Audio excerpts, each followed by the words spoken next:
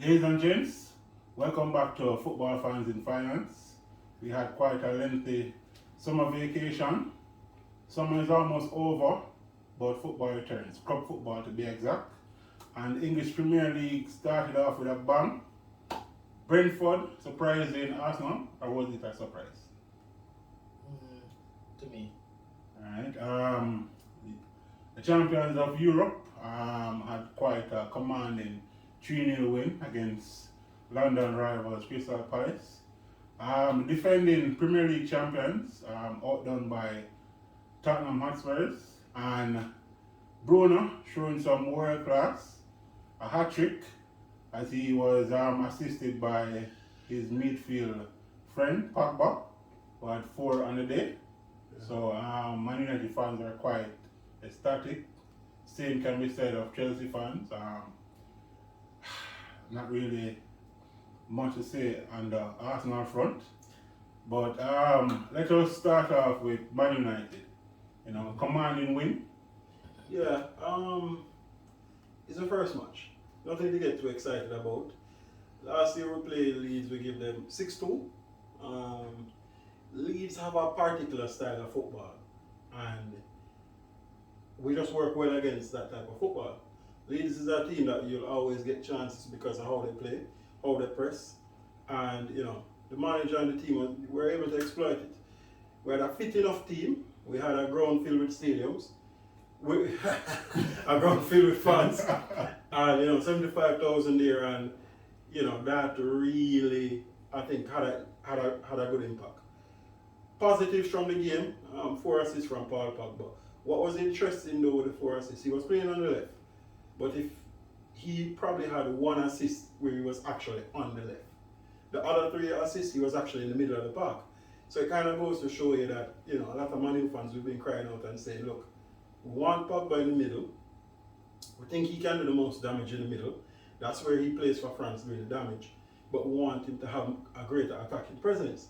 So what you really want is a proper central defensive midfield that will allow Pogba to get forward. And we saw just glimpses of being able to give Pogba a little more freedom to give us 4 assists. The first Manchester United player to give 4 assists in any one game. So the truth is, I think the team we still need work, right? Mm-hmm. There are a few things that long term I don't think will work, but they work against Leeds. I'm interested to see how we play against sides that play a low block, play 2 banks of 4, very defensive in their structure and everything. I think those will be the real tests for Manchester United. And I'm interested to see what will happen when players get back fit. But for the first game, 5-1, yes, I'm happy about it. You always want to win your first game, but I'm not overly confident to know we're going to win the league, or that Man City is not going to win the league. We still need a CDM, in my opinion, and we need to see what the strikers will do for us going forward. Alright, good. Kevin, it looks like 3 points and a clean sheet will be somewhat a staple for the show going forward. Yeah, so 3 points, 3 goals, and a clean sheet. Right? A real comprehensive performance by the team. Now when I look at it, we played against a team that was set up to frustrate us. And it was a free kick, a set piece, a brilliant free kick I might add, that opened proceedings. The second goal was, a ricochet and a tap in. But what I was very comfortable with was how the team commanded the game. At no point in time, Crystal Palace had 1 or 2 moments, but for the majority of the game, I didn't even know Zaha was playing, and Zaha is an opening weekend person, but didn't show up this year, right? Well, very quiet. Yeah, very quiet. I think the memes after the end of the game had him coming out of Chalobah's pocket, right? Yeah. So I was very impressed. I didn't think we started our strongest team, based on what was happening in the preseason. Hakim Ziyech was having a wonderful preseason up until Wednesday, in the Super Cup. Yeah. He was out. Kaya Havertz didn't start, and Thiago Silva didn't start. So I think what I saw was a team that has a lot of depth and not just depth in terms of saying, this person is on the bench, but people who are competing for places. You have that Aspe, Reece James duel, you have that Ben Chilwell versus Alonso duel, and it's very competitive, even with our centre backs and our central midfield. And I think what I saw, I was very comfortable with the performance. I think we still have we still have levels to go. It's still really early, but the team seems the camaraderie in the dressing room, is spilling over on the pitch, and you can see behind the scenes that is a team that is is very together, and winning does that for you. When you're a European champion, right? It permeates the squad, and everybody wants to get a piece of what is going on at this point in time. So I was very, very comfortable. Chalobah had a special moment, about 35 yards out from the bottom corner. And what we're seeing here is some of the earlier work from Jose Mourinho. When he came in, he said, you can't be a big club without a good academy. And years later, we're seeing a lot of the academy players in the squad, saving us a lot of money in terms of the transfer window. So I'm very comfortable with the team at this point. I'm confident in the coach. I think we had an excellent window. I know we'll discuss that a little bit more, but at this point in time, I'm comfortable. And I'm not saying at this point in time that we are definitely going to win the league, but we're definitely going to do better, in my opinion, than what we did last year. We're going to improve on that position, and it's a young squad still, so the more experience we get, the more lethal the team will get. So at this point in time, I'm comfortable. Right, fair enough. Well, you two, you started off season well, and I remember on Friday when we were looking forward to the Brentford Arsenal match, Danny, with his usual, I say, didn't really expect much from Arsenal and whatnot. I was saying, stop it, Yes, we expected Arsenal to start off on a high, and to be fair, Arsenal, the club is really breaking their fans. Brentford, if they had a bit more class, it could have been 3, 4, or probably 5. What do you guys have to say on that match? So what I say is, first of all, the club is in shambles, right? And all aspects of the club, on the pitch, coaching staff, whoever is in charge of transfers, the owners, the fans, the entire club is in shambles. and I think, one of the things that I watched the match, and I was shocked, right? Because I'm saying, you have them time, but come on, Arsenal, they are going to beat Brentford, right? I know they had 2 key players out in terms of Lacazette and Obama, who were on terrible form going into the match, so I don't know how it would have panned out. But, I had this complaint last season, and I think this is what Arsenal has now, and I hear the fans echoing it. The team has no structure. You don't know what style Arsenal is playing. One thing they want to do is play out at the back, but that's it. You don't know how they plan to score. You don't know if it's a counter attack inside. You don't know if there's a score from the wing. You don't know if set plays is what I just don't know. And I see a coach in terms of Mikel Arteta that is out of ideas. In fact, I think Arteta is very confused how he's still in a job. So the club in a shambles, and to be fair, I think he's starting to grey. He usually very slick and black. Yes. He looks like he's a bit worried now. No, but I listen, you're very right, because if we really think about it, like on paper right now, Brentford is the worst team in the Premier League. They came up through the playoffs, which literally means they were the 3rd best team then, right? Yeah.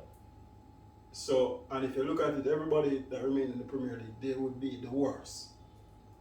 So, even with Aubameyang and Lacazette out, you expect your side to beat the worst team. True. It's Arsenal Football Club we're talking about. You expect them to beat them. So, when I heard Danny saying, boy, I expect to lose, I couldn't believe it. I was surprised, and I said, Danny probably just being a pessimist. But when I see it now, and him say, look, he's disappointed obviously because they're Arsenal fan, and nobody wants to see their side lose. But him know, and he rightly said, I mean, Arsenal as a big football club this season, you finished 8th place, you don't have a trophy. Yeah. You embarrass, the fans embarrass, they try to go in the Super League, right? When the fans that really care about football, not the ones that just want to play the big matches, right?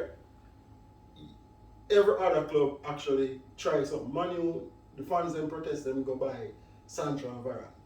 Chelsea, fans them, you know, come out early, the fans them never have a problem, but they still strength and buy Lukaku. What Arsenal look, what top player Arsenal bring in to make a statement to the fans to say, well, we're serious about getting the things done, getting the job done. I mean, there are a lot of players that could work out. And there's an important question, right?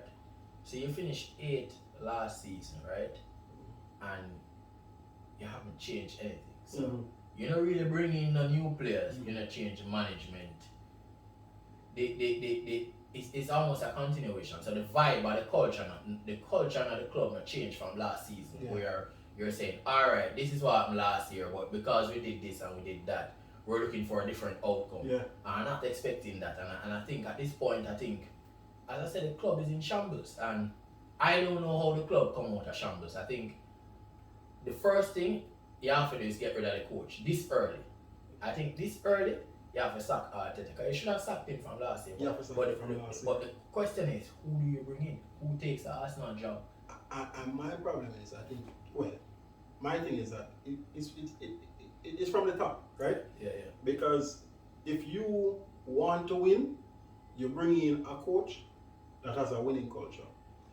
You see all the ex-players talk about it from the top clubs, from the Chelseas, the Manchester Uniteds. They like to see top players coming in. They get excited when a talent come in. I follow Manchester United very hard, obviously. And Sancho coming through the door, everybody singing Sancho praises. Old Trafford can't wait to see Bruno singing everybody. Varane, Maguire singing his praises. Because at the end of the day, you want to play with the best players because you want your team to can win. When you look at Arsenal's transfers, what are they trying to achieve? They're bringing up a young baller named Lukaku. He's promised, but he's not there yet, right? They're bringing in Ben White, who may be good. I mean, they all agree that they overpay for him, but he may be good. Some pundits will say that he'll definitely be better than Varane, but we'll see as this year goes on, right? But there's a lot of potential more than actual impact or hit the ground running right now. You're right. You know, when I'm thinking about Arsenal, you know what I think about West Ham finishing 8th. Yeah. And you say you finish 8th, and for a West Ham, you know, it's a decent return. Yeah. You don't need a lot. You need more of the same. Yeah. And to me, that is how I say Arsenal currently. Alright, Chelsea finished 10th when the club in a disarray. What we do? Sack the manager, we bring in a bag of players because it can't happen again, and we're going to win the league the next year. Yeah. So there's a reaction for finishing out of a place that you didn't expect to be. Yeah. I think for Arsenal, all that they've done is to maintain position. It's almost like you have a portfolio and you're comfortable with it, you know? But You do some rebalancing here and little trimmings here and there, but no major change. You're on this strategic allocation. But they can't maintain the position because here's a joke now. The teams below them improve. Yeah. So you look at Aston Villa. Improve. They bring in 3 or so key signings, right? Leon Bailey's down there now, right? Wendia, Danny Ings, Great. Yeah, right? Danny Ings off the mark already too. Twanzebe at centre back. So when you think about that side finishing below you before, that side strengthened. So instead of 8, you're now 9, right? Because you have another team fighting. Leicester, who was above them, bring in Zakari and Daka, right? Plus Vestergaard. Yeah. And Bertrand from Southampton. Yeah. So you're seeing sides above your strengthen, and you are there, and no Arsenal fan can tell me, say, well, this player will move them from 8th to 6th, at least. Even Manchester United strengthening now. Because I'm strengthening, I will come second. But when you look at even all the sides in the top 4, how they strengthen, it's not like you can look at Mane and say, well, Mane bringing 2 top players and now going to win the league. It's like you automatically have to make your side better just to maintain your position. So if you don't make your side better and you just swap out players, your side actually worse. So I want to ask a question, right? And I don't want to spend more time on Arsenal, right? Yeah. Because lower club, right? Yeah. But I heard a fan, one of them fan make a comment, and I thought, maybe that we all know that Aubameyang is quality. Mm-hmm. He's a goal scorer. He's proven it all through his career. Mm-hmm. The reason why he's not scoring is a manager. Mm-hmm. So if you look at it, he's scored goals for everybody except this manager. Mm-hmm. So the manager is the problem. Mm-hmm. And I think that is where they have to start. Mm-hmm. You have to get Arteta out of the club immediately. Yeah. Fair enough. Let's look at defending champions. They splashed some cash. Jack Grealish made his debut versus Tottenham. They didn't get the result that they wanted. And surprisingly, Tottenham played without another Man City target, Harry Kane. He was absent, personal reasons. It was disclosed. What's your take on that match? So, a couple of things before I even jump into the match. So, Harry Kane, a lot of pundits out there want to say, well, Harry Kane doing the right thing, right? You have to show up to your job. That's the right thing. Yeah. They're paying you every week, and they're not paying you a little bit of money. You're rich. You have to show up. Harry Kane come out and say there are other reasons why he can't disclose why he never show up. And people must hear from reliable sources saying don't show up to work, that's a problem, right? That's the first thing. Harry Kane come out and talk in an interview with Gary Neville, right? And say, well, I remember we spoke about the FFF. Name all the price, well, probably the owner will take 100 million, right? And nobody came out and said it was distasteful, which it kind of is. And I say this to say because I've been following the news and I hear Rio Ferdinand he tweeted something and said, well, Harry Kane not at training, but if this was Paul Pogba, we'll be sending helicopters and the entire media would be against Paul Pogba for doing something like this. Paul Pogba came out, I think 2 years ago, I think we only just got the job, 2 or 3 years ago, and said, well, he's been here 3 years, ups and downs, maybe it's time for him to take on a new challenge. And he was actually on holidays. And there was a big fallout there, right? Harry Kane was, while playing for Spurs, did an interview with Gary Neville and said that he wanted to leave, right? But I know we're not getting too much into that. Now, in terms of the match now, it's funny, right? They buy Grealish. I think Grealish is a good player, but they spend too much money. And it's funny because the Aston Villa CEO came out and said, same way address the fans because Grealish leaving on. Of course, the fans concerned. And say, look, at the end of the day, last year, before Grealish leave, Manu wanted to buy him. And tell Manu 80 million because they never expect Manu to buy him for 80 million and wear them up. And put in Jack Grealish contracts. They look, 100 million buyout clause, right? Yeah. And they said, look, we never expect anybody to pay it. That's the truth. So Aston Villa themselves don't think Jack Grealish worth 100 million, right? But they must say, we'll give you this number, and I'm not going to say, we're not paying 100 million for Jack Grealish. But Man City said, money talk, right? And they pay 100 million for Jack Grealish. Now, Jack Grealish, we all know he's not a 100 million pound player, but he never played all that good. He never played that bad, but the truth is City need a centre forward. They need a striker. That's where the money really should go. That's where it has to go for them to improve. And in the match, you could see clearly that this guy's missing a number 9. The false 9, people kind of figure it out and know how to work with it is a problem. Plus, I was talking to a Man City fan, the one, only one I know, right? Now a unicorn. and he said to me, look, at the end of the day, he expected to lose because things were stacked against them. They normally lose to Tottenham and Nuno. They normally have problems with Nuno. So he said, the combination is only one way we expect it to go. And you see how Nuno normally play, which is counter-attack Man City, and that's pretty much what Tottenham did and they got the result. So I think for City, they improved the squad, but they're still missing that number 9. If they get Harry Kane, they'll have in my opinion, a very good season. Once they, get a fully fit firing Harry Kane.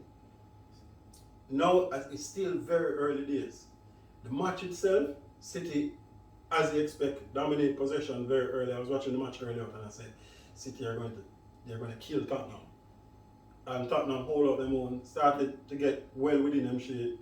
Matt Doherty, which I thought was absolute rubbish. It looked like it's Nuno alone can coach him. I don't have to hire Nuno to make Matt Doherty make sense, right? So Doherty actually never looked bad that game. They never bring in all of the new signings. So I think Tottenham is a side that you can look at. It's a better side than Wolves. So I want to see what Nuno can do with them. They're linked to a few more signings. If they're able to keep Harry Kane, we'll see if they can challenge for top 6, right? Or get into the top 6. But overall, I'm not concerned about Man City. I still see them as favourites for the league, especially if they get Harry Kane. Spurs are still see them as competing for top 6. Alright, fair enough. Let's talk about the team that they thrown. Liverpool, they did lose some key players in midfield, but most of their players are now fit. And Norwich, they usually do the job against Norwich. Kevin, what do you think about Liverpool for this season? So I think Liverpool is going to be very interesting this season, right? Because, we spoke a lot about, Tottenham, what they did or what they are going to do. We talk about what City has done, what Chelsea has done, what Man City has done, and what Arsenal hasn't done. But Liverpool hasn't done anything, right? Yeah. And I think Liverpool is banking on the fact that last season they had a terrible season where injuries concerned. You had Van Dijk out you had the entire back four out, and then they sent the defensive midfield out at some point in time. And so they're banking on having a fully fit squad this year because they haven't done a lot in terms of spending, and I don't get the sense. They brought in a defender, right? Very good defender. Yeah, I don't get the sense they're going to do a lot of spending either because, club come out and they must say, some of these clubs have money to spend. Usual thing after spending how much money a couple of years ago, right? Mm-hmm. So I think for Liverpool, I think they're going to be in and around the title challenge again. Fans are back in Anfield, so that's going to significantly improve their performances. I said Jota already getting on the score sheet, so it's for them to figure out that front four. Who plays? Are you going to play Jota, Salah, Mane, or are you going to play Salah, Mane, Firmino? Or are you going to drop Firmino a little deeper? So they have a lot, but I would have loved to see Liverpool strengthen a little bit in terms of bringing in some fresh blood, because it's always good for people to feel challenged in their position because complacency tend to creep in. But I do expect them to be there or thereabouts. So I agree with Layne. I think even though City lost the first match, I still have them as favourite. Particularly like how I feel like they're going to get Harry Kane. Mm-hmm. I do feel like they're going to get Harry Kane, and adding 20 goals to that team is definitely trouble. But Liverpool, I think, will be there or thereabouts, and them start real good. 3 goals. Salah, couple of assists and among the score sheets, he's raring to go. They had a decent pre-season in terms of getting a lot of the players together from early and played quite a few matches. So I expect them to start strong. And again, I think Anfield is going to be an X factor for them this year. But I think it's going to be I think the race this year is going to be a lot closer. If we are able to have fans throughout the entire season, I expect Man U to improve. I expect Chelsea to improve significantly. I expect City to improve once they get Kane over the line. Because obviously, Jesus is not going to do it, right? Mm-hmm. You need a forward and you still have him on the bench, and Aguero not there, so he's not going to do it. Yeah. And I agree. I think Tottenham is just outside. Arsenal. I have a question for you, Kevin. Good point. But, you talk about front four for Liverpool, right? Yeah. But we have the African Cup of Nations coming up in January. Yes. Liverpool will lose Mo Salah and Mane. Yeah. So who you think would be that third person that could fill in during that time period? Shaqiri is gone. Yeah, Shaqiri is gone. Is Origi still there?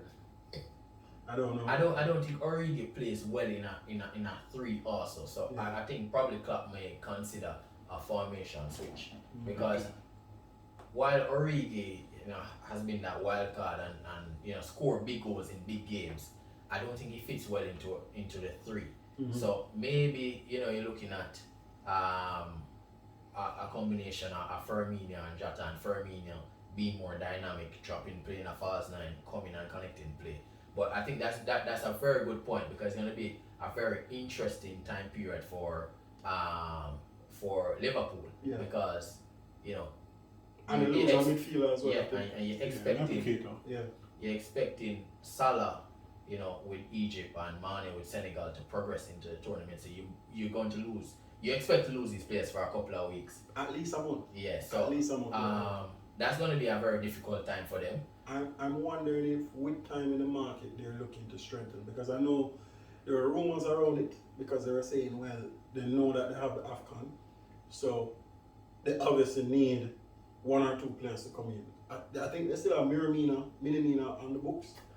I don't know if not good enough. Yeah. But probably, yeah. So what you need, and Chelsea has been faced with this problem over the years, and we've won the league with this problem also, right? Yeah. You just need a player to tie over for a couple of games, right? Yeah. So if Minamino can come in and score 1 or 2 goals,